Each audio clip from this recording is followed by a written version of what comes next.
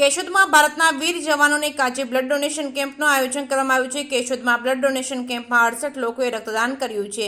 દેશવાસીઓના રક્ષણ માટે પોતાના પ્રાણોની ચિંતા કર્યા વગર લડી રહેલા સૈનિક માટે અને યુદ્ધમાં ધોવાયેલા નાગરિક લોહીની જરૂર ઊભી થાય તે માટે ગુજરાત ભાજપ પ્રદેશ અને જિલ્લા ભાજપની સૂચના પ્રમાણે ઠેર ઠેર બ્લડ ડોનેશન કેમ્પ યોજાય છે, જેમાં બહોળી સંખ્યામાં દેશવાસીઓ લાગણીસભર બ્લડ ડોનેટ કરી રહ્યા છે। જેના અનુસંધાને કેશોદ શહેર ભાજપ દ્વારા પણ બ્લડ ડોનેશન કેમ્પનું આયોજન કરવામાં આવ્યું છે। કેશોદ તાલુકા ભાજપ દ્વારા પાડોદર ગામે અને શહેર ભાજપ દ્વારા કેશોદના આંબાવાડી વિસ્તારમાં આવેલા કડવા પટેલ સમાજ ખાતે બ્લડ કેમ્પની શરૂઆત કરવામાં આવી હતી। કેશોદના ધારાસભ્ય દેવાભાઈ માલમ તેમજ નગરપાલિકાના પ્રમુખ મેહુલભાઈ ગોંડલિયા, શહેર ભાજપ પ્રમુખ હિતેન પોરણિયા દ્વારા દીપ પ્રાગટ્ય કરીને કરવામાં આવી હતી। આ કેમ્પમાં મોટી સંખ્યામાં યુવાનો દ્વારા બ્લડ ડોનેટ કરવામાં આવ્યું હતું। ખુદ કેશોદના નગરપાલિકાના પ્રમુખ મેહુલભાઈ ગોંડલિયા દ્વારા બ્લડ ડોનેટ કરવામાં આવ્યું હતું। તેના દ્વારા યુવાનોને હાકલ કરવામાં આવી હતી કે જ્યારે દેશને યુવાનોની જરૂર હોય ત્યારે હંમેશા સેવામાં હાજર રહેવું। કડવા પટેલ સમાજ ખાતે યોજાયેલા બ્લડ ડોનેટ કેમ્પમાં જૂનાગઢ સિવિલ હોસ્પિટલ દ્વારા સેવાઓ આપવામાં આવી હતી। ઉપરાંત કેશોદના સિવિલ હોસ્પિટલ ખાતે પણ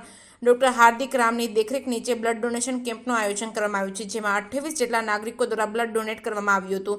કડવા પટેલ સમાજ ખાતે 40 બોટલ રક્તદાન કરવામાં આવ્યું હતું। જે કેસ ગુજરાતી સાથે રાજુ પંડ્યા, કેશોદ। ડોક્ટર હાર્દિક રામ, ઇન્ચાર્જ અધિક્ષક સરકારી હોસ્પિટલ કેશોદ।